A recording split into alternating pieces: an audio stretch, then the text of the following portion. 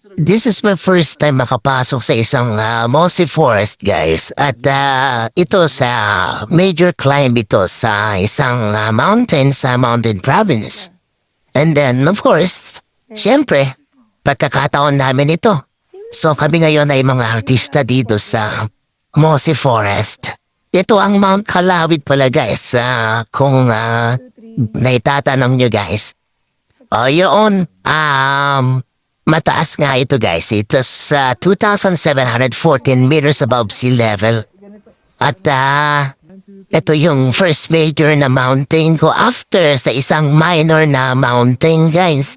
Which is 576 MASL. Yun lang yung training ko. After that, dito na ako. And then, yan, nakaya naman, guys.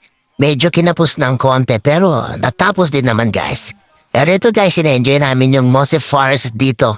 Kaya ano pang inaantay nyo? Punta na kayo dito sa Mount Kalawit or yung iba nating mga major mountains na maraming matatagpuan nga sa Mountain Province, guys. So yun, punta na.